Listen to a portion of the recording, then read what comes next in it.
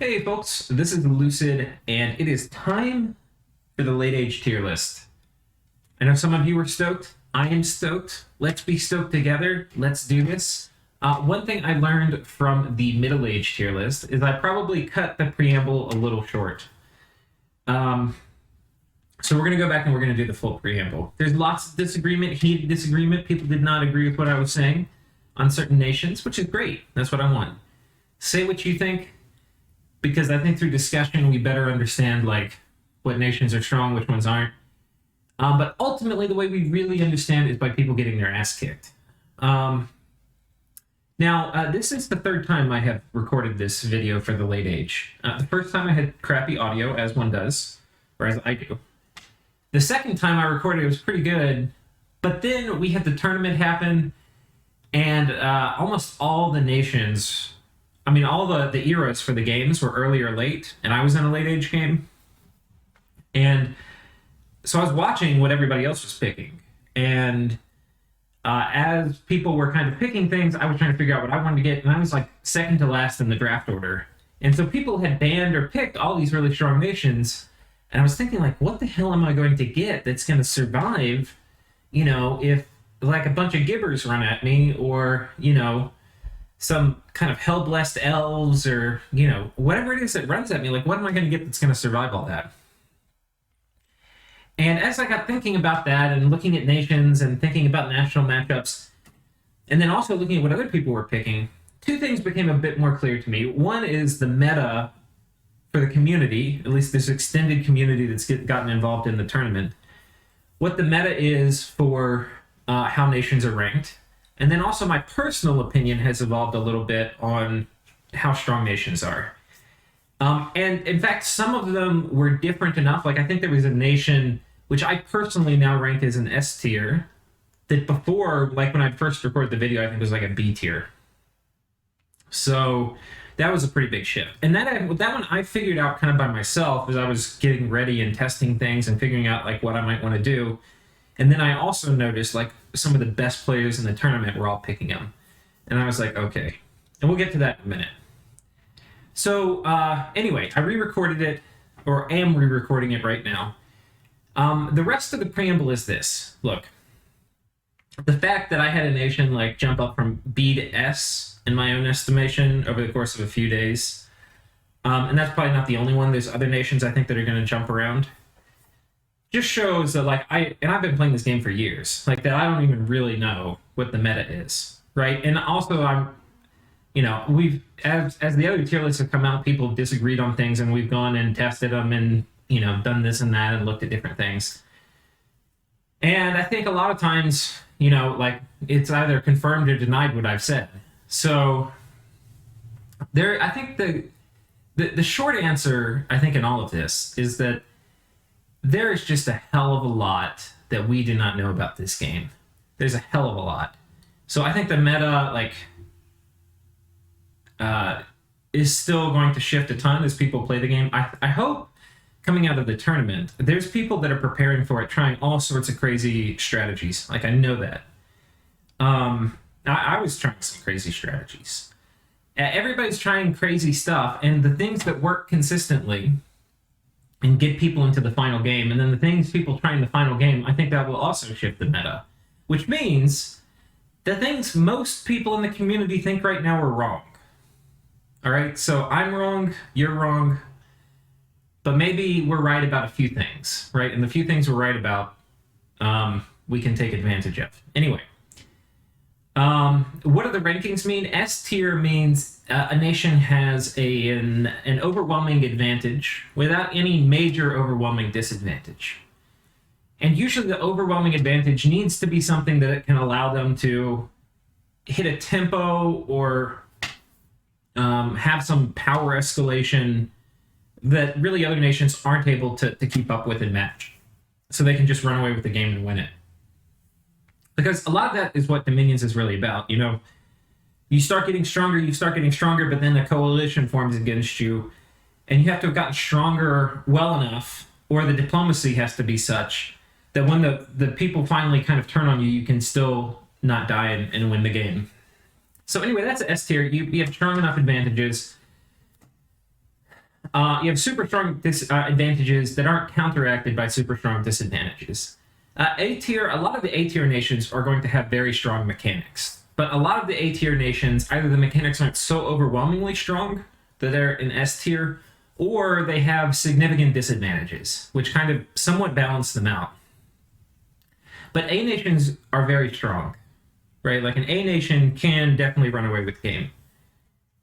I mean, any nation can run away with the game, but some it's going to be way harder. A nations are going to have competitive advantages that are going to allow them to do it in a very decisive way. B nations here, usually we've got a lot of strengths, a lot of weaknesses. There's things that you can look at and you'll be like, oh my god, this is really good. But then there's other things that, they're tough. C nations, these are nations that still are going to, they can win a game. They're normally going to have some pretty cool mechanics, but they're also going to have major, major downsides. That's going to be kind of the thing. The downsides in many ways outweigh the advantages for the C nations. For the D nations, there's major, major downsides. And not only do they not really have major advantages, of course, every nation is going to have things they can do. But a lot of times for a D nation, the advantages that they have are so slim that you're fighting gravity kind of to spin out of control in a game and win it. Even if you're really big, there's a lot of forces fighting against you, often for a D nation. So, those are the tiers. I want to talk a little bit before we actually get into the meat and potatoes of what late age is like. I think I skipped some of that on the middle age, or I did it in the middle of the video, and I want to make sure I hit on it for the late age. As we go later into Dominion, so middle-aged to, or early age to middle age and middle age to late age, the population generally is going to increase on the map, and the gem frequency is going to decrease. So we have more population, we have less gems. That's also going to affect blood slaves. You're going to get fewer blood slaves per hunt in the late age. However, my experience is even though you get fewer per hunt, you can usually build a much, much stronger blood economy in the late age than you can in the early age when you have lots of blood hunt per slave, but not much population, because population is the other resource you need for blood economy. Anyway, if we look at what's happened to the nations in the late age, while the middle age was an era with a lot of aquatic and amphibious nations that are based underwater, in the late age, there's not many underwater nations. The only underwater nation that starts underwater is Relay. All of the other nations that would traditionally be like an underwater nation like Atlantis are actually a land start. They start on land. Erytheia also starts on land. They can go underwater. Many nations in late age can go underwater. We'll mention kind of what those are as we go through them. But late age, from a land-water perspective, is an era with lots of amphibian units, but not many water-only units. Or lots of amphibious nations, but not many water-only nations. And that's a big change from middle age, and also a change from early age. Whereas early age is kind of a mix between the middle age and the late age paradigm of land versus underwater. The other thing that has changed in the late age is magic paths. Magic paths in the late age tend to be shallower, like you're not going to have as many, Air 4s or something running around, and wider. So you're going to have shallower paths, and they're going to be, having a few, quite a few cross paths. In terms of troop size, you tend to have fewer giants and big units, and you tend to have more human-like units. And what that's going to mean is usually a lot more mages, because in the early age, you have not much money, but you have more expensive mages you're going to get, because usually they're bigger and stronger and all of this. So early age, you're going to have a few really powerful mages, and then in the late age, you're usually going to have lots of, less powerful mages. And blood is also back in the late age. There's a lot of blood nations that, or nations that are going to have blood access. Whereas in the Middle Age, there was not much blood. So those are kind of, I think, the broad, sweeping changes from Middle Age to Late Age. And with that, let's get into talking about the actual nations. First off is going to be Abysia, which is always a controversial nation where to place them. The late age Abysia, and I'll pull them up because I know this is going to be a little controversial, and I'm honestly not even sure what I think about Abysia. They are, if I can find them, this is the bloodiest of all the Abyssias. All of the Abyssias have blood access, but in most of the Abyssias, it's limited to their capital, right, where they get the warlocks or the warlock apprentices. In late age Abysia, you get a recruit anywhere blood mage. So late age Abysia is a major blood power. In early age, you have burning ones, which are phenomenal sacreds. In the late age, you have lava warriors, which are like, they're pretty good, but in my opinion, they're not an A-tier sacred like the burning one is. And always with sacreds, it's a little binary. It's like, are these good enough to invest a Hellbless in? And, you know, if they're not, then it's kind of like, how many of them do I really want to get? So anyway, I'm not totally sure how I think about lava warriors. They're definitely good, but I don't know if they're, I don't know. The short answer is I don't know how to play Middle Age Abysia. But anyway, late age Abysia, they get these guys.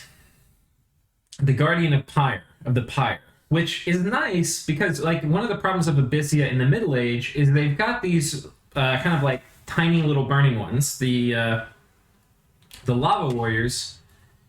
But they're in an era now where there's better weapons and arms. You start having crossbows, and a swarm of crossbows is going to do murder to burning ones.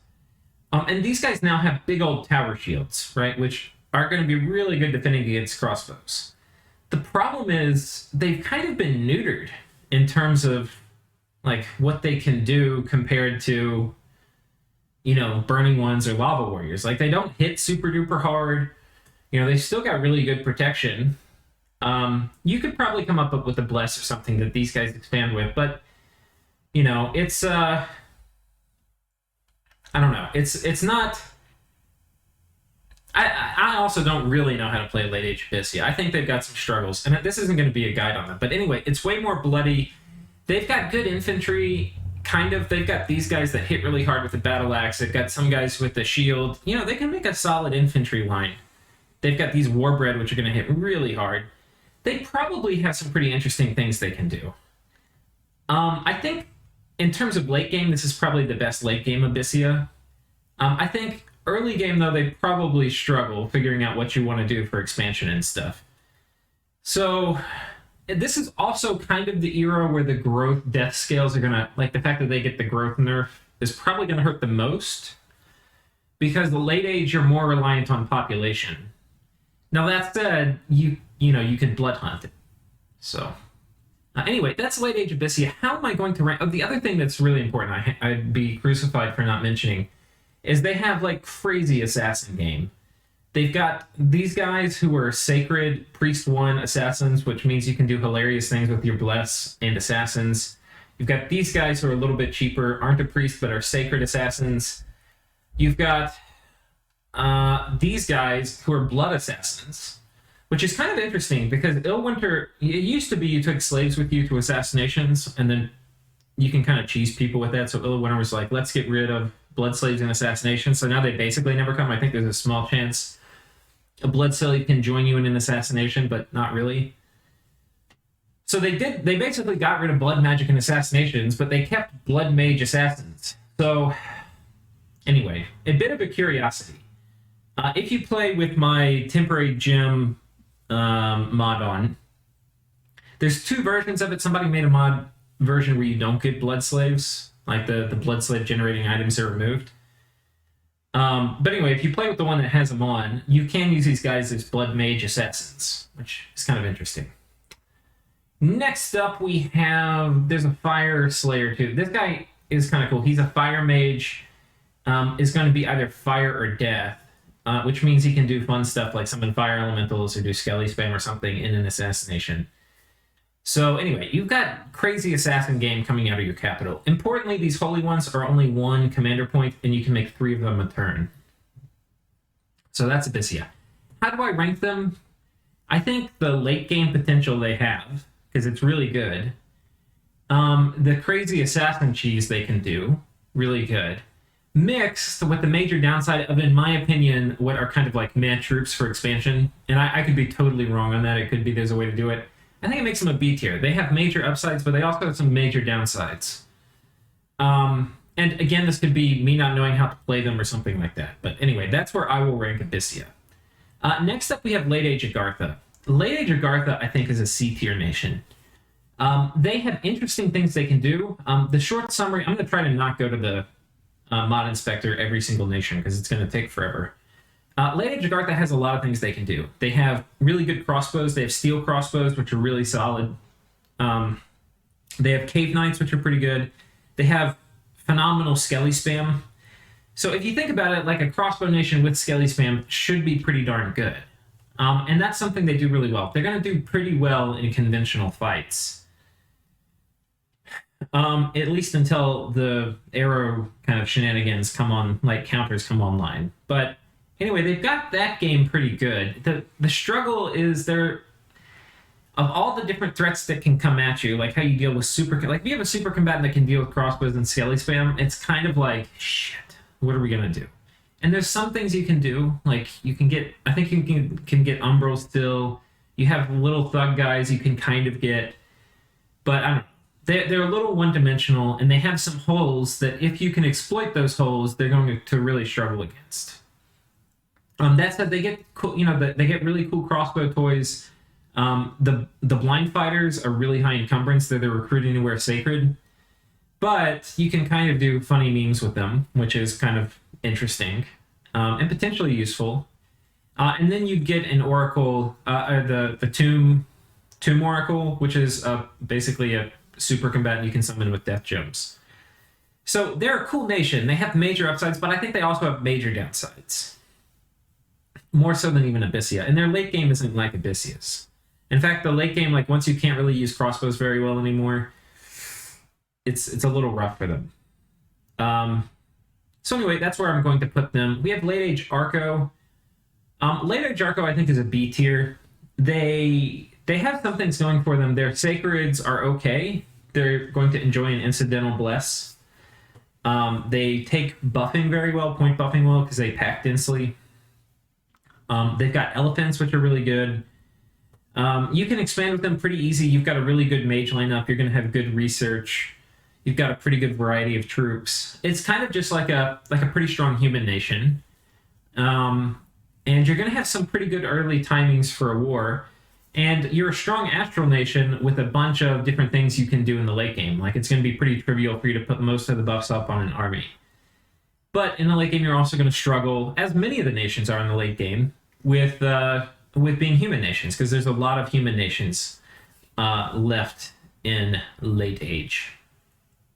So anyway, I think they're a solid B tier. They definitely are going to be able to hold their own, I think, in the hands of a skilled player. And they don't, unlike Agartha, they can fill most of the holes, right? So this is a nation, like Agartha in some ways has more overwhelming strength. Like the things it's good at, it's better at than Arco in some ways. But it has some holes that you can drive a bus through. Arco doesn't really have holes you can drive a bus through. A lot of the things you're going to fight, you can come up with ways to deal with them with Arco. Next up is Bogarus. Bogarus, probably a B tier.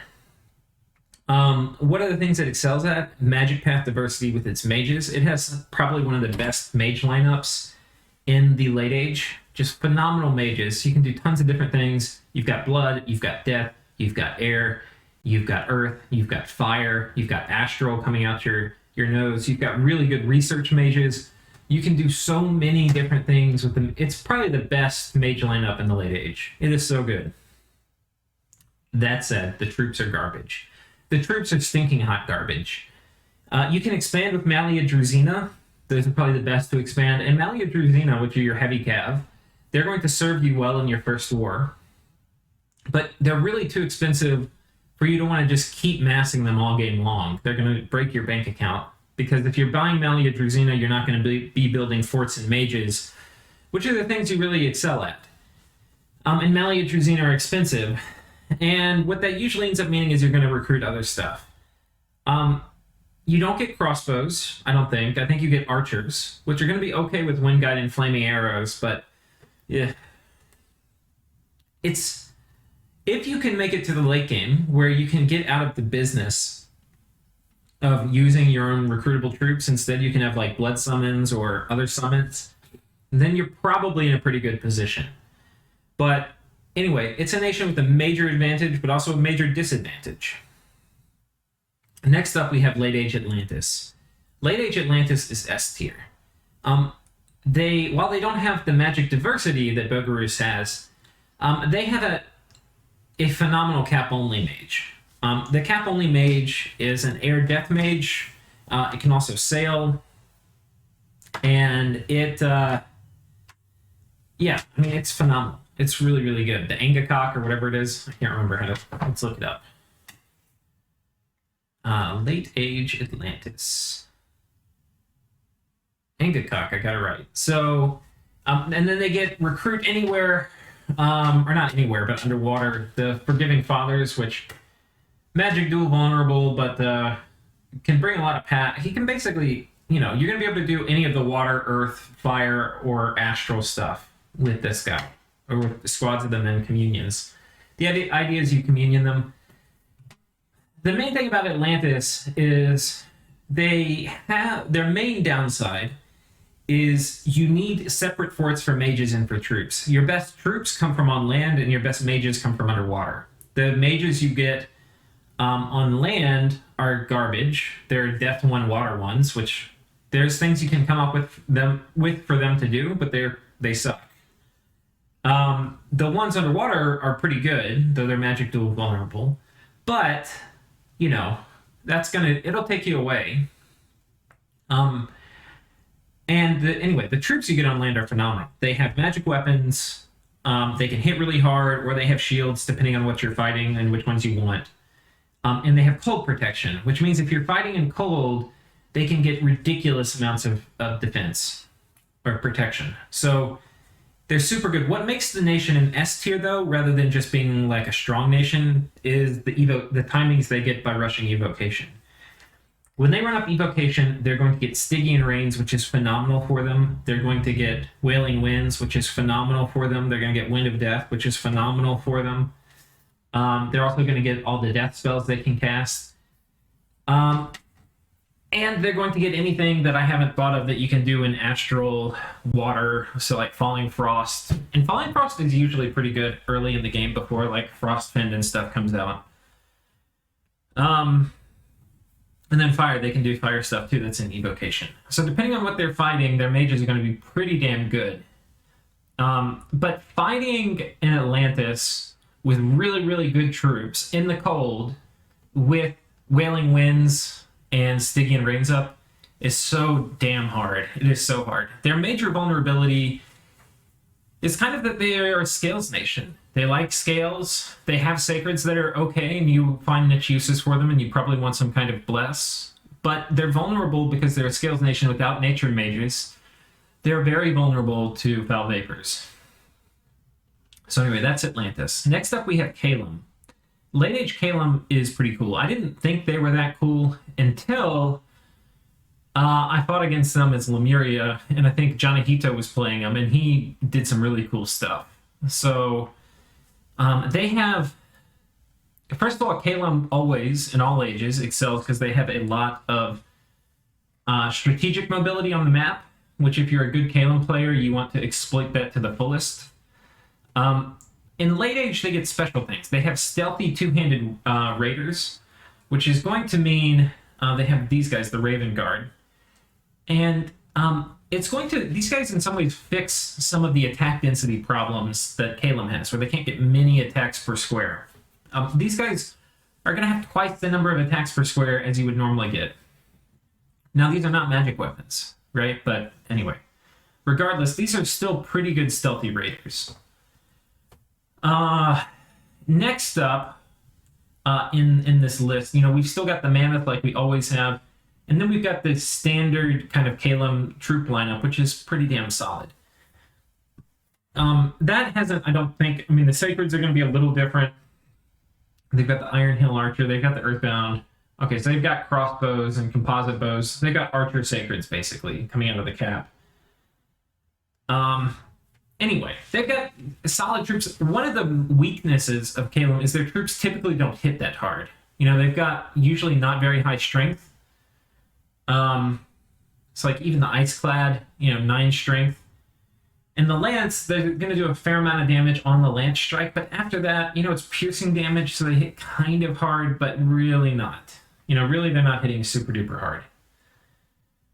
So that's kind of one of the main weaknesses of them. The strength is that of the troops is they're flying, so you have the mobility, you have piercing damage, which is a good damage type, and everybody has freaking magic weapons. So that is what they're good at. They're very good at dealing with Lemuria. In fact, I think them or Atlantis are the best Lemurian counters in the game. Caelum in some ways better. Like Atlantis is going to take a straight up fight way better against Lemuria, but Caelum can take advantage of the strategic mobility of their troops a lot more. If we look at the units, like the roster, instead of having the huge air mages that Caelum gets in the Middle Age and in the Early Age with the Eagle King, instead this is now much more an air death nation. These guys, the Harab Elders, they can do Twiceborn, and they become pretty good white mage thugs if you do that. That's one of the tricks that Janahito uses to great effect. They're also going to be able to do like Wailing Winds and stuff. And what that kind of means is, especially once Caelum hits their main mid-game timing, which is probably, depending on who you're fighting, Fog Warriors and Wailing Winds, and then some Thunderstrike, like you have to imagine you have Storm go up, right? So arrows aren't going to work very well, which is what a lot of late age nations rely on. So yeah, Storm goes up, arrows aren't working. You're doing Storm Power, you're bringing some of these guys, they're starting to drop Thunderstrikes. Your troops descend on the enemy, which, they're going to be doing pretty okay with Fog Warriors up. And you've got Wailing Winds going. So, the alpha strike of all the lance charges plus the Wailing Winds will cause a lot of armies to like insta-rout. Or rout within like the first 5 turns. And once you're surrounded by a Caelum army and you're routing, nobody's escaping. Nobody's escaping. So these guys are really good once they hit some of their timings. Like many of the other Caelum nations, late age Caelum just has really good tempo. Right? They can win a war very decisively, very quickly. And if you don't have the correct counters, they can kind of wallop you. They're also a nation that can potentially Earthquake. Right? These guys, the Earth ones, they can potentially be Earth 2s. That means with Earth Boots and Earth Power, they are now Earthquaking. So these guys bring, and that's really good in an era with a lot of human nations. So I would rate Caelum as an A-tier nation. The main reason why it's not an S tier is its troops don't do enough damage. If they had more killy troops, they would be an S tier nation. But these guys just have a huge amount of flexibility in what they can do. They've got the thugs, they've got the troops, they've got stealthy raiders, they've got air death stuff, so you're worrying about morale. They just have so much they can do. I think it's an A tier nation. It is really good. Next up, we have Late Age Cetis. I'm going to go ahead and put them... Well, I think they're towing the line between C and D. I just say it. I think they're a D tier. All right? They have some advantages, right? They've got... This is their advantage. They've got this guy, the Sarmancer, and he's good, right? He can do Banefire and stuff. He's good. He's Recruit Anywhere. They have a good Recruit Anywhere mage. That is the best thing we can say about them. They can Skelly Spam, they can Banefire. You get the occasional other cross path where they can do other things. The Sarmancer is a good unit. It is a good unit. That is about... They can also do reanimation, right? So they can reanimate these chariots... I don't know if we can find them in the list here. I guess it's not going to show up in the list. But anyway, they get basically these undead chariots they're kind of glass cannons. They can trample stuff, so they can do a lot of damage, but they also have like 5 hit points or something, and they get blown up.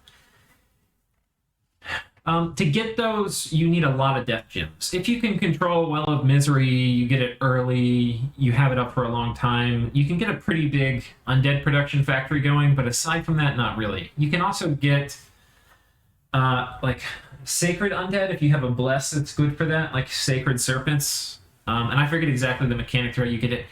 You have those, and your Sauramancers are kind of the good things about the nation. You have good death mages. You can do Banefire, which is very difficult to counter, except that it's very difficult to spam or get like good coverage of Banefire, but it's a very strong spell. And you can get some scaling respawn production. The problem with the nation is that their troops are they have not really gotten any better coming from early age to late age. In fact, in many ways, they've kind of gotten worse. If you've heard me talk about Satis, you know my favorite troop is the Elite Warrior that they have. And he's mysteriously missing from the roster. And instead, they have given us the Desert Ranger, which you can only get in Waste. So if your cap isn't Waste, you're in a little bit of trouble for getting them. I don't think you can get these guys in your cap unless you have a Wasteland. They're not great. They're like, okay. They're okay. Their troops are kind of garbage. So, in my opinion, they're kind of a rush target, to be honest. You know, like they can do some skelly spam. The Reborn aren't even Death 2 always. So they can do Banefire darts on the fire randoms, but they also can't do Foul Vapors, which is something you're normally worried about from Satis. They cannot do that naturally. You can, potentially do it on your god or summon somebody, but they're too one-dimensional. They don't really have many. They do two things well. They do Banefire, Skelly spam. Oh, three things well. Banefire, Skelly spam, and they do the chaff production kind of okay, but not great. They have weaknesses you could drive a bus caravan through, and their strengths are not overwhelming. So I'm going to give them a D tier. Next up, we have Erytheia. Erytheia is interesting. I'm going to put Erytheia, I think they're between C and B, but I'm going to put them in B. Erytheia is interesting because they've got... So first of all, let me just say, I don't really fully know Erytheia. The thing I don't know terribly well, they've got the princesses and the princes, and apparently incest is a cool thing in Erytheia, and so they'll get married, and when they get married, they become the king and the queen, and they get some bonuses, and I don't really understand what all those are, but because they're always wanting to be king and queen, they're busy trying to knife each other. So you get events where they basically murder each other if you stack too many in the same province. I don't know how that works. But it's a mechanic that I think mostly is negative. Like, it's not really a great thing for the nation. The event stuff, really, it's stuff that blocks you from doing things you would probably otherwise want to do. But maybe there's some benefits you get. I don't think the benefits outweigh the negatives of dealing with those events and trying to manage all the micro of where your princes and princesses are. But anyway, enough about that. What is good about them? They got these guys, the Ducados, which are very fast at researching. So you're going to have really phenomenal research game. And they're also solid-ass mages, right? All of them are going to be Astral Fire, which means you can do really fun Astral Fire stuff. They're sacred, and at 135 gold, I think that's a bargain. Plus, you're going to have a bunch of different paths on them. Look at that. You get 100% random for fire, air, water, earth, or astral, and then you can get an additional 50% chance for water, earth, and air, which means you're probably, if you get enough of these, which you probably will, you're going to get an air 2 and an earth 2. These are really good mages. You also get the mermage, which is pretty okay, but probably not that great. I'm looking at all the cross paths. I think you probably just want to get these guys, the Ducados. You can also recruit them underwater. You get the Pearl Mage, which deserves special mention for being a Pearl Cultivator, which means you can turn water gems into pearls, which of course can be really strong. It's kind of less good in the late age, and that is because in the late age, you don't have as many gems in general. It's kind of a gem deficient era, so you're going to be having less water gems you can turn into astral gems on average. And then we also get the Mystic. Mystic, pretty darn good. He's going to be doing a lot of the things the Ducados can do, with just giving you astral and, one of these other paths. It's basically the same stuff the Ducado does. He's cheaper, but he's not sacred. I think I would stick with the Ducado. Yeah. I mean, by the time you put all the money in the fort and stuff, I would rather have the better research and the better mage. And you've got a tax collector dude, too. The troops are interesting. They've got basically an underwater crossbow, which is the only underwater crossbow in the game, I think. If I can find them. All right, here it is. The Etherean crossbowman. They've got this thing, the Gastrophades. It's basically like a... oh gosh, I forget what they're called. A spear gun or whatever underwater. But anyway, these are kind of cool. They've got pretty solid troops. They're not hugely awesome. They've got the Soldier of the Setting Sun, who's interesting, because this is a nation that spawns on the coast, normally on land. And he's a poor amphibian, so you're sacred for like a kind of amphibious nation is a poor amphibian, which is kind of... Oh no, he turns into a amphibian. I'm sorry, he actually is okay underwater. But what he does lose underwater is on land he has awe. Sun awe, which basically works as long as you're not in a dark place like a cave. As long as you're in the sun, you have awe. But this also doesn't count underwater. It's my understanding of it. So they're kind of not as good underwater. They're not a poor amphibian though. But yeah, that's they've got kind of cool sacreds. They're pretty good against things like Lemuria. But they're not like phenomenal. You're not going to want to be helpless in them, I don't think. The main strength, they're going to have really good research timings. They've got really good magic diversity. They're going to have pretty good presence underwater, contesting underwater stuff. And they've got an okay troop lineup. That's basically them. For that, we're going to give them a B tier. They don't have overwhelming strengths, but they also don't have overwhelming weaknesses. Next up, we have Gath. I think Gath is an S tier. Potentially, what you take as your bless on Gath is going to be really important, but the thing that makes a Gath really good, they're not like the momentum or the timing-based thing that Atlantis or Caelum are going to be, but their givers potentially can be very scary out of the gate, depending on the bless you take for them. And then they're going to scale, they're a very strong blood nation, right? So they're going to scale very well into the late game with Sayir and Shed, which are some of their summons they get. They have Recruit Anywhere Sacreds they get too. So this is definitely like a nation where you want a good bless. You don't have to completely dumpster your scales, but you're going to want to put a hurting on your scales to get a good bless. You know, you may not want to dumpster them, but you're not going to have a ton of positive scales. They've got good mages. They've got potential super combatants in their recruitable lineup. They are just a solid nation. They've got a really balanced power curve, right? They're going to get, you're going to get gibbers out of your capital with your nasty sacreds. Once you get your forts up, you're going to be getting sacreds out of there and your mages. So that's going to be scary to fight. And then as you get into blood, you're going to be getting blood stuff. So they are, I think, super duper solid. I will definitely rate them in S tier. Next up, we have Jomon. Jomon, I think a lot of people think it's a C tier. I think it's kind of between a C and a B tier. I think it's a B tier. They've got really good strengths, but they also have pretty major weaknesses. They have bad troops, but not nearly as bad at troops as Bogarus has, in my opinion. They have really good mages, though. The Onioji, I think is who they are the ones that have really good path access. Like, by the late game, they can be doing every single spell in combat. They have assassins, which are pretty good. They've got... and their troops aren't horrible. They're just not great. They're kind of a little underwhelming for the era, but they're not bad. You have troops that can hit really hard, which is a pretty good box to check. And most importantly... not most importantly, but very importantly, they get Ryujin, which are phenomenal units. They have ridiculous mobility on the strategic map. They can fly anywhere. Can't click the right thing, can't I? Jomon. Where are you, Ryujin? Ryujin, these guys. They turn into a dragon. They've got 34 flying mobility. It's a little crazy. And they come in a bunch of all these varieties are super duper useful. They can thug, they can be casters. They also come with a Dragon Pearl, which gives them a temporary water gem. They are really good. They are a super duper good unit.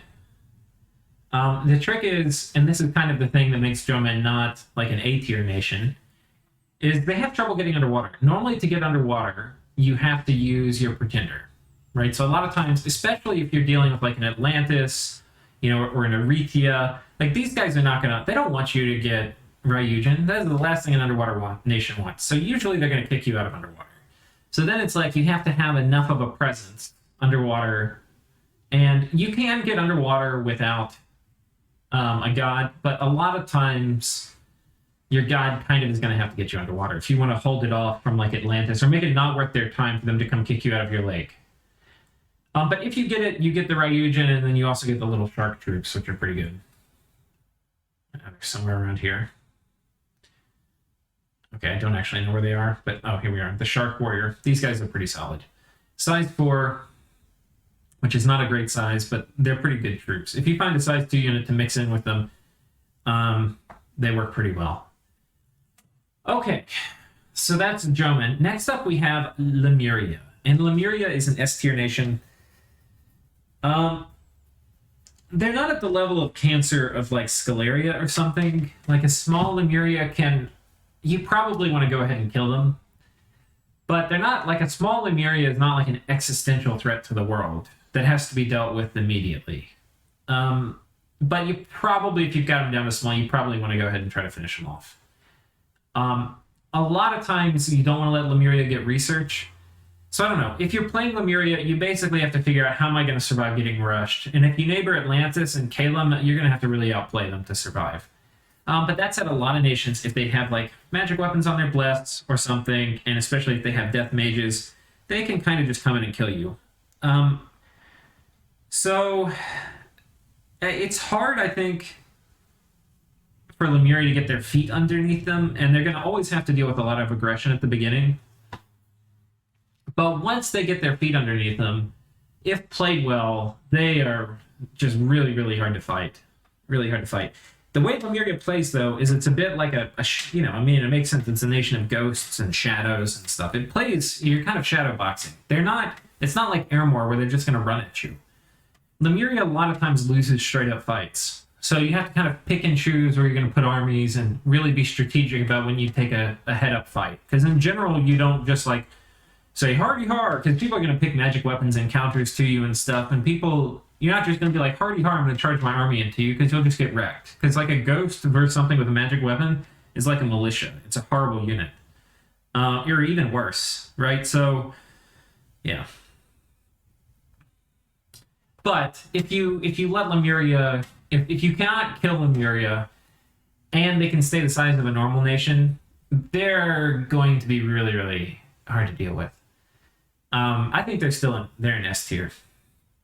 I mean, this is a nation with extremely major downsides. Like, versus stuff with magic weapons, they get absolutely wrecked. But their upsides are, like, staggeringly huge also. So, S tier. Next up is Man. I think Man... It's probably towing the line between an A and a B. I'm going to put it at A. The reason for this, Man has really good troops. So it's got a pretty strong early game. It's going to trade very well with a lot of different troops other nations have. And it's got very good mages, the Magister Arcane, who's going to be able to do a lot of things with the slight issue that it is magic duel vulnerable. Meaning it's most of them are Astro 1, and they're kind of expensive. They're like 130 something bucks, I think. Though maybe they're more, and the game price is wrong for this in the mod inspector. Let me see. Or these say 145. Maybe, I can't remember. This might not be 100% right. But they're pretty expensive, but they're also not that expensive. But, there's like 50 gold Astro 1s that you really don't want to be trading magic duels with these guys. But the super duper cheap Astro Mages are on nations like Patala, which usually you don't have to worry a ton about. But other nations with astral mages, like these guys, they've got astral mages. They could magic duel you, but like it's probably not even worth it. It's like 100 gold mage for like 130 or 140 gold mage, and they're gonna supply the pearl. It's like whatever. Anyway. But yeah, these guys, the paths on the Magister Arcanes are Air 2, Astral 1, Earth 1, and then they have a small chance or reasonably small chance at another random.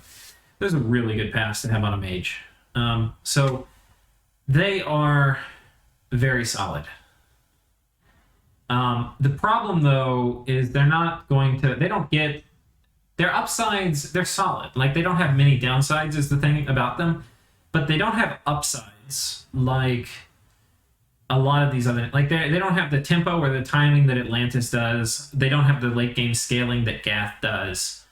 They don't have the tempo of Caelum. They don't even have as good a late game as, like, Bogarus or Abysia. They're just solid, right? It's a nation without huge upsides and without huge downsides. Next up, we have Marignon. And Marignon is probably a B tier also. They have really good upsides because they have, first of all, really good summons. They have really good astral summons, and they have really good blood summons. They can get fallen angels, which are really good. They get some discounts on items, which may or may not be important. I think these are a higher skill cap nation. If you're a new player, I don't think this is the nation for you. To play Late Age Marignon well, you're going to need to be able to use their mages, which are pretty tricky to use. Like, this is going to be one of your cheap mages that's running around. Now, you may look at this and be like, Fire 1, Blood 1, not very good. Well, you can do Fire Elementals and stuff, you can do Imps. These are kind of useful solo operators, but they're not very versatile solo operators. However, if you start throwing these guys in Sabbaths, you can start doing more, but managing Sabbaths well is not something that I expect from newer players to the game. You also can have some communion guys like Royal Navigators, and these guys can do things like Freezing Mist and stuff. You have chart makers too, who can also jump into communion sometimes as air mages. But balancing these like awkward astral blood communions with fire and air magic, and your slaves probably not having the same pass as the master, it's complicated and it's very easy to burn out. And the troops aren't great. Like, they're not horrible. But like you get flagellants, which I'm not a huge fan of, though there's some memes you can do with them. You get this guy, who you can make him pretty killy, which I think is probably the way to do it with the bless. But you don't want to go overboard because this is not a great sacred, and it's cap only.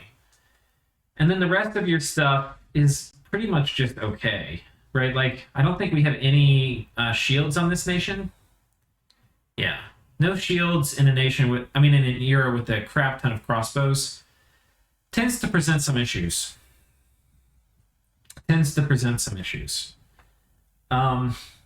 Yeah. So, they have good late game if you can get to it. If you play them really well, you could probably play them like an A tier because they have stuff they can do. They have downsides. They're vulnerable to archery and stuff in the early game. They have kind of good blood magic they can do, but it's kind of hard to do. Yeah, I think they're a B tier. They have pretty major advantages, but they also have pretty major disadvantages. Next up, we have Mictlan. And middle-aged Mictlan did not have blood mages, but had blood summons. Late-age Mictlan is back with the blood summons. Late-age Mictlan, I think, is between like a B and an A tier. I'm going to go ahead and put them in A tier because here's the thing with Mictlan. Their troops have not gotten any better. It's the same early-age troops you had. Meanwhile, the things you're going to have to fight with them are way better. So expanding with late-age Mictlan is hard. And so far as I can tell, you have basically two options for expansion with late-age Mictlan. One is get an expander and go with like a lighter bless, or two, get a heavier bless, like a very heavy bless, and rely only on your sacreds. If you're doing the expander, you can basically do bigger parties of sacreds and they'll be fine. or you get like a complete Hellbless. Complete Hellbless late age Mictlan is viable. You can get a roaring blood economy. You can get a crap ton of sacreds, and they're going to be very scary if they have the kind of bless they're going to need to be able to expand with. So late age Mictlan I would rate as an A tier nation. The problem though is with a lot of nations, they like people don't want to fight like 200 Aussies. And because they don't want to fight 200 Aussies, Mictlan tends to kind of be an early target. And the question is, like, can Mictlan hold up to early aggression? And I think a lot of times in the late age, the answer is not really very well. Right? Like, masked crossbow is going to give these guys a pretty hard time. I mean, you can have eagle warriors and stuff, which is going to deal with range things kind of okay. But, like the same way Mictlan struggles to expand in the late age, they're also going to struggle against a lot of player armies in the late age until they can get Ocelotos online in significant number. So, I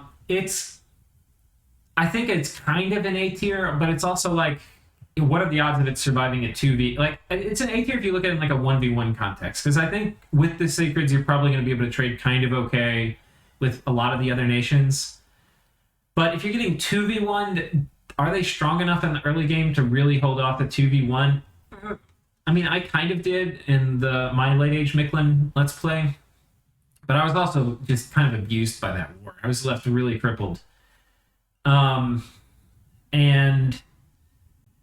yeah, I don't know. I think there's still an A tier, but if you're in a game with late age Mictlan, you probably just want to go ahead and kill them. And if you can, you probably should.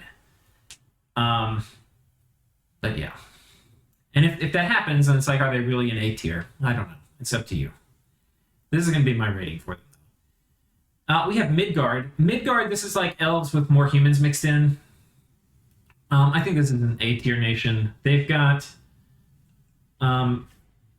Sacred Elf Cavalry, which is pretty good. They've got sometimes it messes up. They've got these vans. They don't hit very hard, so they struggle a little bit in the late age. In the late age, there's also a lot of crossbows, which murder vans.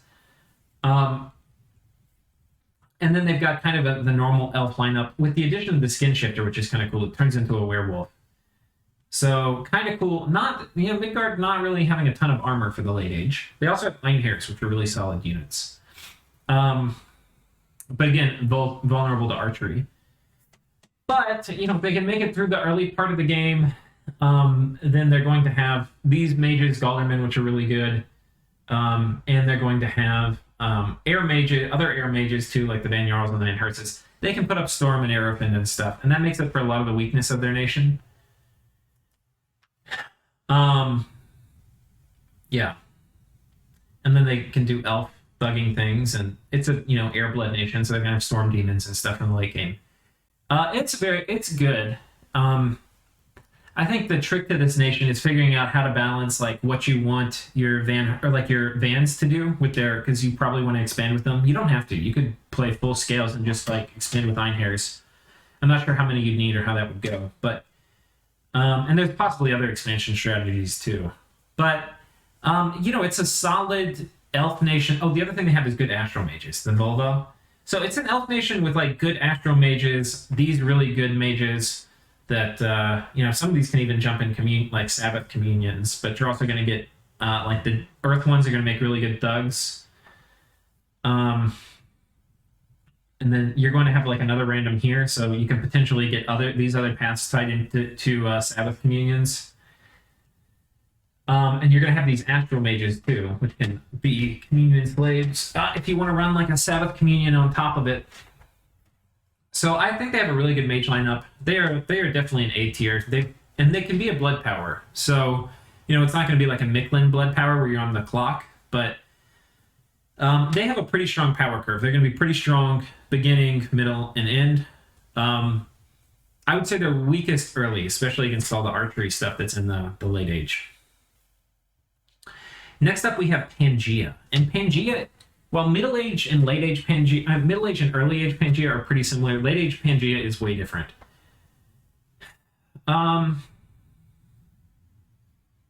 It's probably one of the ones I flipped on. I'm not really sure where to put Pangaea. On one hand, they're now a communion nation, which is going to give them a ton more flexibility in dealing with threats. On the other hand, they've lost a lot of the things that make Pangaea Pangaea. They've lost a lot of their stealthy ability, and because they have really heavily armored stuff now, and they've lost the berserking ability, which was one of the things that made a lot of their centaur hit really hard. So, and their sacreds are no longer centaur. Their sacreds are now dryad. So it's a nation whose troops no longer hit super hard. It's a nation that is no longer stealthy. The hardest hitting troops you have are minotaurs, which tend to not hit. Instead, they tend to trample. I'm not a huge fan of minotaur most of the time. It's possible there's really good applications of them, but I don't know. Most of the time, I don't think I'm a fan of them. So this is like a much more mage-dependent Pangaea. Now, they still have the assassin threat. They still have dryads, but their dryads are only Nature 1 mages, which means you basically have to worry about swarm, and that's mostly it. But, you know, the fact that they can... they have... What are the upsides? They have pretty solid troops, but they're not very killy troops. They have pretty good magic diversity. Yeah, they're going to be less... you probably are much more likely going to want to play them scales because your sacreds aren't as good. And you have really good assassin game. So I think they're probably an A tier, but I think they're towing the line between A and B. I think they're towing the line. Their late game is not going to be like as good as Bogarus's or like as good as Marignon. But I think they're going to be like a lot more steady in the early mid game than those nations, just because they have better troops. Like, we'll take a look at their troops, make sure I'm not completely blowing smoke here.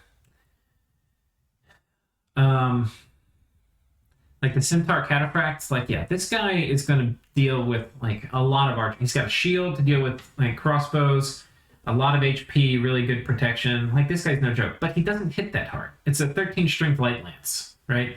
Like, he's not hitting much harder than Caelum birds. Because he doesn't go berserk. Anyway. He does have... I mean, he is hitting harder, because he does have hoof, too. So it's 2 attacks per centaur, and there's going to be 2 centaurs per square like the birds. But it's not going to hit the same way like an early age era centaur hit. Got Grove Garden stuff here, cool. They've got a solid troop lineup, for sure. So yeah, I think we're gonna stick by the A tier rating, but it plays a lot differently than the other nations, and I think it's gonna take. Well, I don't know. I'm not gonna say it takes more finesse. Next up, we have Patala. Now, Patala is interesting because it gets all the Bandar log summons. That means it can potentially have blood. It's got really good astral summons. It gets a lot of hate because of the Naga, which are hot garbage. And in some ways, it's objectively worse than Bandar log. If I can actually find it to click on it. So the Naga it gets his troops are hot garbage. They got this and this. These are not very good units. These kind of suck. But they can get you underwater, which is important. And you really don't have any other sacreds until you get into your summons. The core problem, I think, for Patala is you kind of want to get a bless because a lot of your good summon stuff you're going to want to get later is going to be sacred, right? So you want a good bless, but you don't really have anything worthy of receiving the bless in your lineup. So then you're stuck doing monkey expansion or getting an expander, which... I mean, you can totally... Like, these guys are fine for expansion. You're going to have... They're still going to struggle against, like, crossbows and stuff is the thing. You can get these guys with shields that are probably going to do a little bit better. Or, like, having a mix. Because you probably want this Iron Cudgel to deal with cavalry. You can... I've done expansion. You also have war elephants. You can manage expansion as Patala. I think the core conflict really is... like, you want different things. You want to bless, but you also have to basically expand with sacred troops. It may be possible to expand with Nagas with the kind of bless you're going to want going forward in the game. And maybe it's like very possible. I haven't seen it or really even heard of it, but maybe it could be done. This, I think, like, if you were to reliably win games as Patala, I think you would kind of evolve the meta. Like, I don't think many people know how to reliably win games as Patala. That said, like, look at all these summons you can get. You know, we got Mandahas, we got Rudas, we've got tons of Sacreds we can get. The upside of figuring it out is potentially huge. Like, these guys can have a really good late game. And the mages you get, like your capital-only mage Nagas, they're expensive, but they're also really good. Like, look at this guy. He's magic dual vulnerable, but gets great paths. And you've got a shit ton of astral mages, so you don't really have to worry as much about being magic dual vulnerable as other nations, right? So, like, this guy, super good mage. You've got other things that aren't going to have astral always on it, but, you know, are like good magic paths. Basically, you've got good mages. And then, I mean, who even cares about the capital mages that much when you have yogis and gurus? These are super solid mages, too. So, what do I think? I think major upsides, major downsides. And I think that was what I was calling a C category. Like, these guys potentially have upsides that could allow you to win the game, like, to scale really hard, but their downsides are so freaking big. It's going to be really hard for you to do that. If they didn't have the upsides, which, by the way, are hard to access, like, blood is not trivial for Patala to get, then I would probably call them a D. I think they're towing the line between C and D. Next up, we have Phlegra. Phlegra might have used to be like an A nation or something. I think now they're kind of a C nation. They've got some good things going for it. They get the tyrants, but they've nerfed Phlegra so the tyrants come out later. And the tyrants are mostly like good in the mid game, so that, like, having them come out 6 turns later really hurts you. Their base troops are a little tricky too. Like, this is a nation you kind of want to go scales. Your cap also is going to get kind of punished by Dominion. And I forget what it is. There's some unrest mechanic where you're going to have a ton of unrest running around in your nation. Okay, we're back.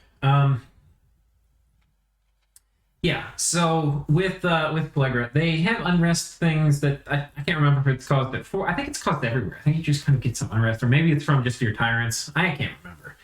Either way, you have these nifty little priests, which are going to help reduce unrest. So that's an important part of your strategy, is having enough priests running around to get rid of your unrest. And you might be like, oh, that's awesome. It's kind of like, yeah, not really, because you'd rather just not have the unrest to start with. But they get this nifty little increase unrest bonus -2. So, that's kind of cool.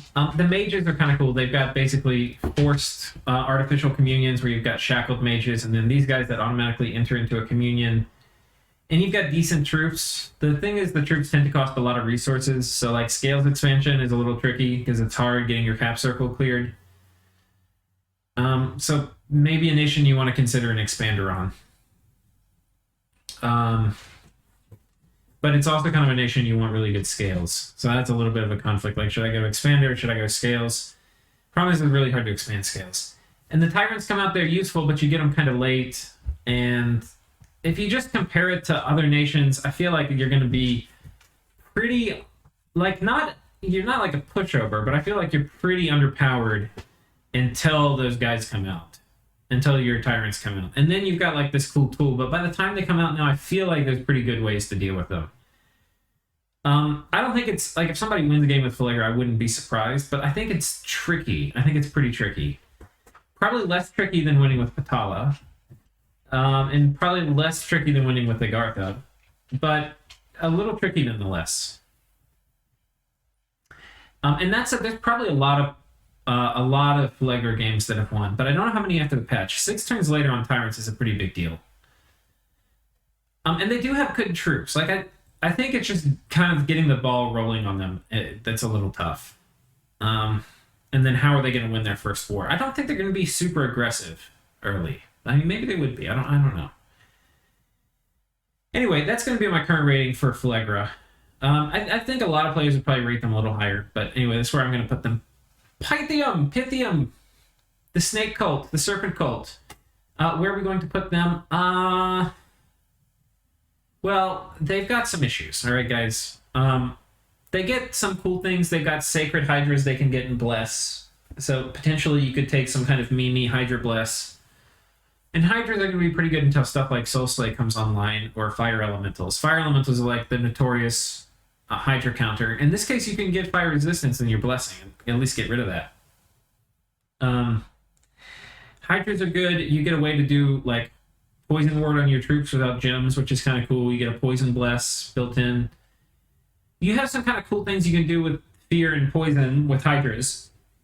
Your troop lineup is pretty solid. Like the combatants or whatever, the Roman troop you get is pretty solid. Like it's a good troop. So you can manage scales expansion really well. You can use a mix, a few hydras here and there if you want to. I would say it's like solid out of the gate.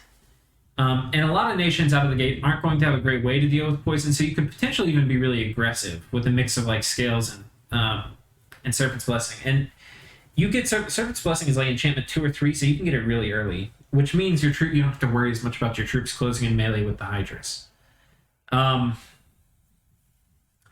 So because of that, they have some kind of cool stuff they can do early.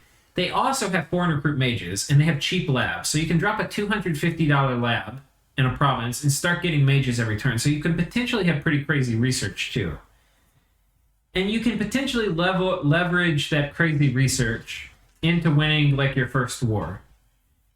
And you've got good scales troops, and you've got not great mages, right? The recruit anywhere mages you get, like the foreign recruit mages you get, are kind of hot garbage.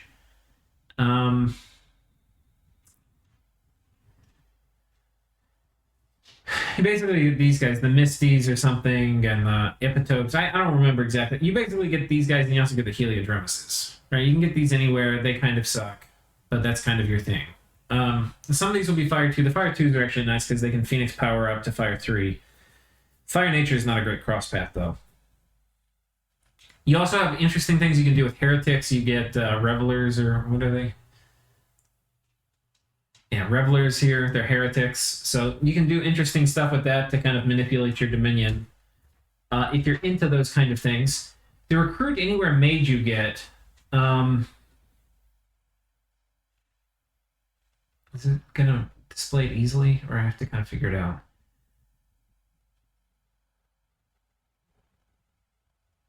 It's kind of weird. I'm pretty sure you get these in all your forts, though I'm pretty sure you do. Now, you may look at these and you may say, well, they're not that good. Well, this one basically, if you look at them, they have pretty much the same thing, except they get different randoms. This one potentially can get a Water 2. This one potentially can get a Death 2. And otherwise, they both get Astral Nature randoms. The Nature randoms are useful for being Water Nature, so they can Moss Body and do Foul Vapors. And the Water 2s are going to be better for some of your buffing jobs, and the Death 2s are going to be able to Skelly Spam. Is this a great mage? No. Is it worth 150? Probably not. Is it what you've got? Yeah, it's what you've got. Right? So you've got some, 30 of these are going to be able to jump in your communions with your Therogs out of your capital.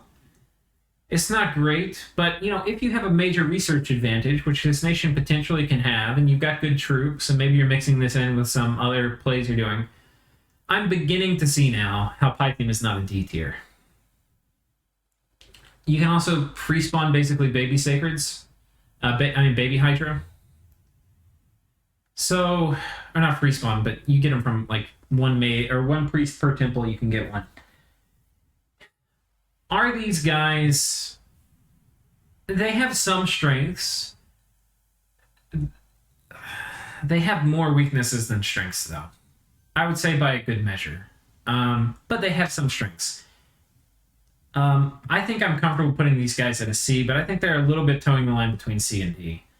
But before, I think we ended up talking about it a lot with some people on Discord, I would have put them as a D. But I think I've been thoroughly convinced they're a C now. I was actually thinking about picking them up. I was actually playtesting them for the tournament because all the other nations had been picked that I wanted potentially to play, and I was like, maybe it's down to Pythium. Next up, we have Ragha. A lot of people are like, Ragha's so good, it's an S tier. It got banned a ton in the tournament. Got banned a ton. People do not want to deal with Zaydens with a really good bless. That is for sure. That said, I do not think it's an S tier. I think it's an A tier, probably. I would say it's actually a little bit towing the line between B and A.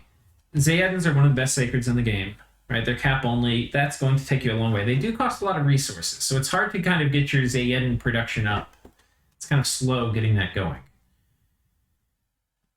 Which is the Ragha's got a kind of slow ball to get rolling on a few fronts. Temples are expensive, so getting their infrastructure all set up is a little more pricey than it is other nations.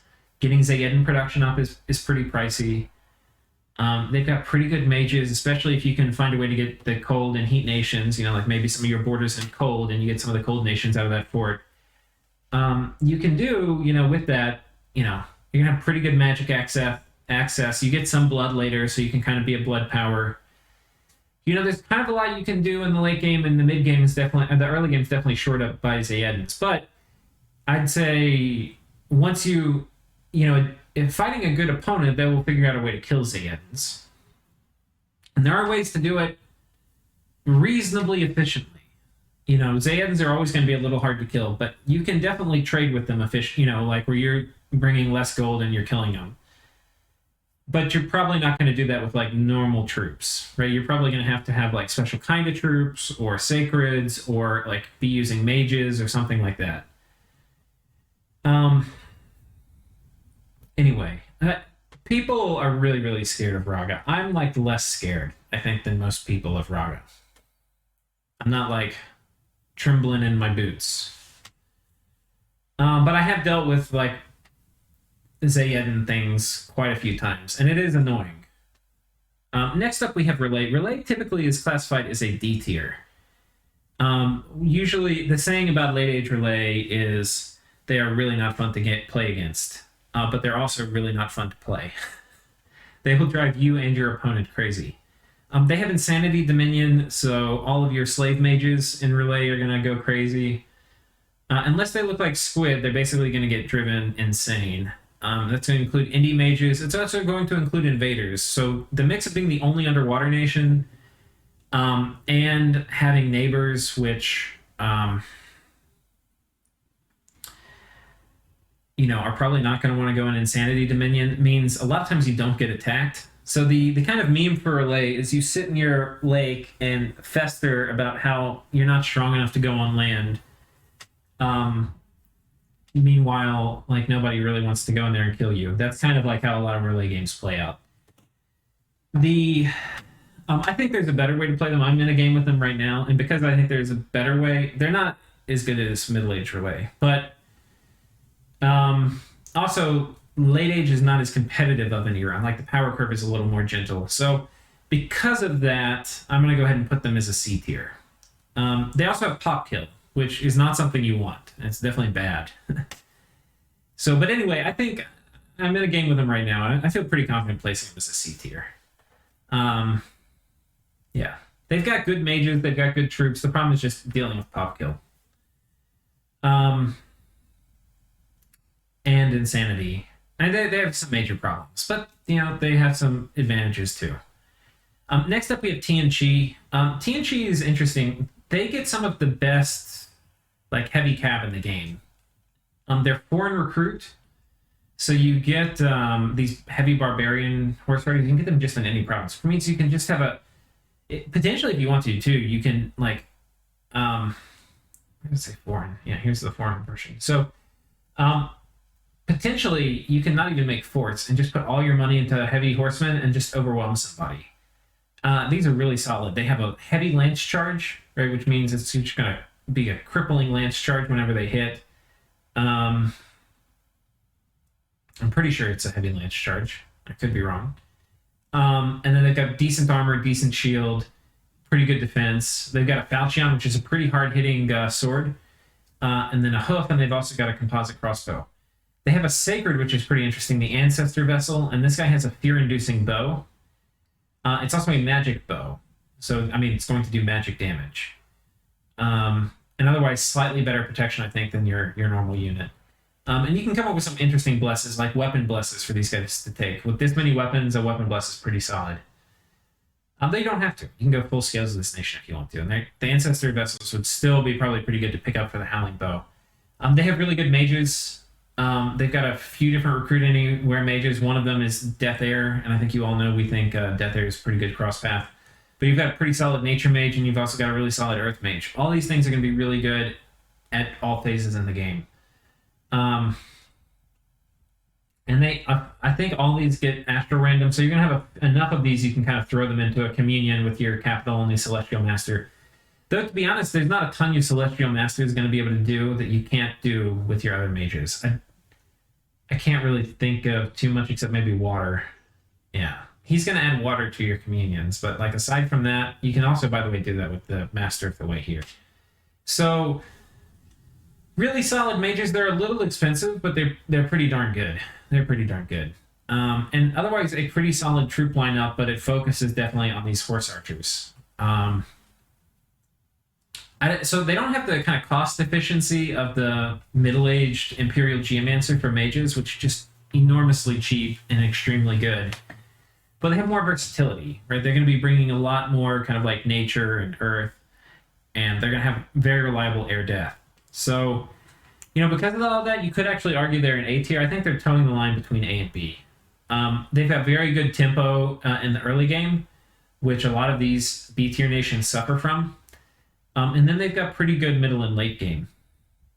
Maybe they are an A tier nation. They're like right in between. We're going to leave them in B tier, but I think they may be an A tier nation. They're really good. And then next up, we have Late Age Ulm. I think Late Age Ulm's still probably an S tier. They got pretty heavily nerfed by vampire counts being unique. You can no longer get like 150 vampire counts. Now you get, I forget how many, it's like 7 or 9 or something. And they're cool. This is one of the best nerfs I've ever seen in a video game, where they took something which was considered too strong, and instead of just nerfing it, they made it cooler. So they made it cool because you have all these different vampire counts you get, and some of them are really cool and add some, magic path diversity. And they have flavor. It's really cool how they did the vampire counts. But it is a needed nerf, because you can now no longer just cover the world in vampire counts. So what does that mean? It's now a nation with vampires rather than a vampire nation, right? Like before, the entire focus was just crapping out vampires mostly. I mean, you had other stuff you would still do, but that was like a major focus. Now you have to rely on most of the other stuff that you can do in the nation, like, the national troops and national mages, and it's not just about vampires. So that is Late Age Ulm. But yeah, they're really good. They have foreign recruit mages that are solid. They're sneaky and spies. They can get a lot of wolf chaff. They've got good crossbow game. They've got good heavy infantry game. They've got good heavy cav game. They have a very solid early game. They have a solid mid game because they've got a good mage lineup. And they have a solid late game because they've got blood. So pretty well balanced power curve. They're no longer the existential threat they used to be. Like it used to be, you had to kill them before the vampire apocalypse happened. Now they're going to be a strong blood nation, but they're not going to be the vampire apocalypse nation, right? So I would say like their late game is less scary than Gath's. Gath has a scarier late game than these guys, because these guys are going to be covering the world in hell-blessed sacreds from blood magic. And these guys are going to be, doing other generic blood things that Gath could also probably do. Next up, we have Utgård. Utgård is probably an A-tier nation. Gamherdings are one of the best sacreds in the era. They hit like a freight train. They go berserk. They're very big and large and have a lot of HP. They tend to kind of get ground down by stuff like crossbows, so they do have weaknesses that are very present in the era. But with the Hellblessed, they can also just run at you and murder you. And by the way, you do not need to take a Hellblessed with Utgård. Gamherdings are still good without a Hellblessed. And they still, if you have things that have a lot of protection you need to crack through, Gamherdings will crack that nut. So you don't need to take a Hellblessed, but if you do, God, they can be really, really hard to deal with in the early game. They're just one of the units that can walk up to you and just roll over you. If somebody has a Hellblush strong enough and you don't have the proper counters prepared in time, you can just it's just checkmate. That said, that we're just getting started on Utgård. They've got a lot of other strengths. They've got Scrotty, which they can get, which are good. They've got Sepkona, which are probably the best mage in the game, or one of them. I think they're super duper solid, very efficient in terms of how much gold they cost for what you get. Yeah, they're just a really, really good mage. And I think I can't remember all the mages they get. I think they get some other stuff too, but they've got really good siege strength with the hurlers. Yeah, they've got the Scotty, the Sepkona. It's not showing me. It keeps hosing up. Utgård. Yeah, you got the Norna, which is basically a better Sepkona. It can get blood too. That's kind of, I think, the main difference. But I think realistically, you just want Sepkona. I don't think they have. Oh no, they do have Illwinter. Yeah. But they don't get equal Jarls from Illwinter like a lot of the other nations do. So that's Utgård. They've got really solid early game. With Sepkona, they've got super solid mid game, and they do have blood, so they've got a good late game. They are really good. They're really good. They're kind of like towing the line between A and S tier. I think they're like super solid. Next up, we have Vaettiheim. Vaettiheim, this actually is one of the reasons I remade the video, because I think when I first did it, I was like, they have some real big strengths, but they also have weaknesses and stuff. No. Playtesting them, they're an S tier nation. They're a high skill cap nation. If you're not very familiar with the game and you want to like go run over the AI, Vaettiheim probably is not the right nation for you. You need to know a lot of the subtle mechanics and which spells are good and stuff to excel with Vaettiheim. But the thing that makes them really good is the Vaettigaija are pretty solid units.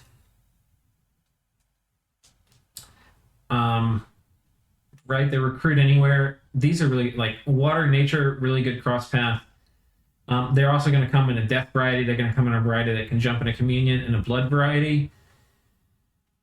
Like the water, nature, and death, you're going to be getting 2 in one of each of these paths. So those are also going to be particularly useful. They also can do a weird shenanigan where they twice spawn really cheap because they're size 1, then they can transform into a big one and then become basically an undead titan, which is kind of a cheese.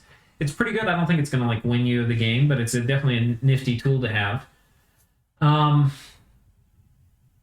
But that is not the reason why they're really good. The reason why they're really good is 2 units. One is the Rim Vetti, which is basically he's going to be really, really strong and cold. It's a size 1 unit, which means it takes buffs really well, and you're going to have phenomenal attack density. So getting surrounded by Rim Vetti, you're going to be in trouble too, because if you don't have cold resistance, you're just going to instantly pass out. With like the density of Coldars is amazing. They've got good stats, and with cold power, I mean, they're going to be 13 strength, 15 attack, and then 18 defense and cold 3. So, and they've got ice protection too, which means their protection is going to be phenomenal. Killing these guys in cold is hard. It is really hard. These guys are phenomenal, especially when you consider they get all buffed up. These are one of the reasons this nation is in S tier, because killing them is extremely hard. If you're also a cold nation, which means these Rim Vetti can just march into your lands, oof, that's also going to be hard.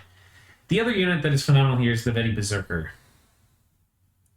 Somebody that hits this hard is a 9 damage, 2-handed battle axe. It's going to knock the dog crap out of you if you get surrounded by Berserkers. I mean, forget about it. These guys are so hard to tank. They do so much damage. The weakness of the Vetti is like area of effect stuff, right? So like getting hit by any area of effect spell or by like fire elementals, they tend to kind of chew through Vetti. I mean, that's the weakness, but they're so killing. They've got Wolf Riders, they've got other things. They've got some bigger Gaija. But the way I've described it, it's not going to... they have blood, so they can do late game stuff. They've got pretty decent Astral. They've got the Vetti Hags, which... it's probably shameful I didn't mention them because they're 40 gold, and each one of these you can come up with pretty good uses for. And they're foreign recruited in forests. You may listen to all this and you're like, I don't really understand this and how it's in S tier. The thing is, I'd have to do a full national guide to explain why it's in S tier. Just trust me, in the hands of a good player, it's an S tier nation. Next up, we have Xibalba.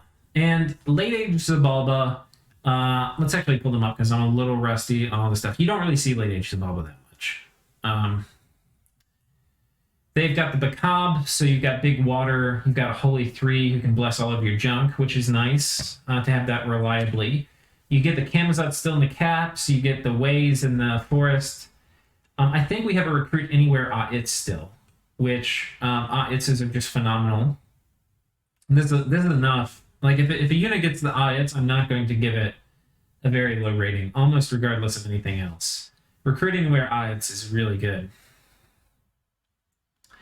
For the Sacreds, we've got this guy with the Obsidian Shard Blade, which is just a really high damage two-hand attack. I mean, he's, especially with like a Strength Bless, it's going to knock the dog crap out of stuff.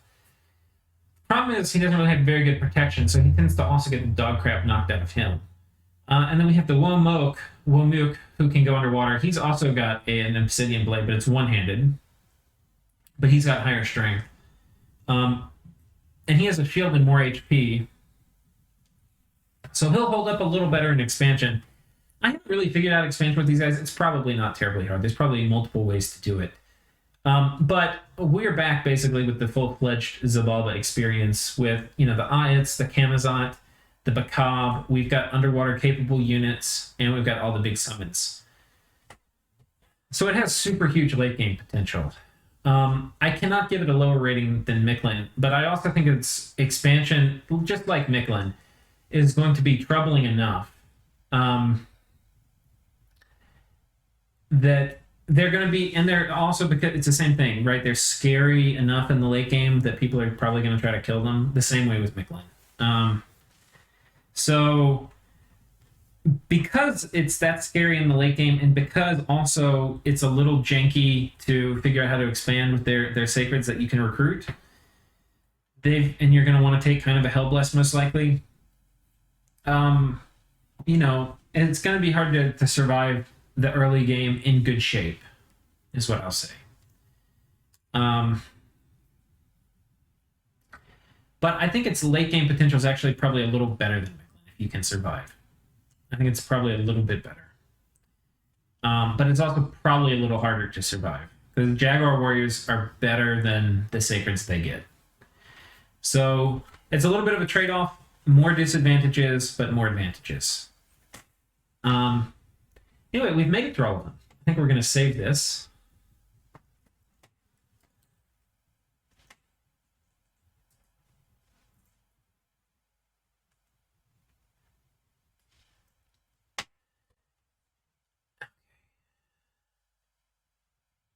So there we go.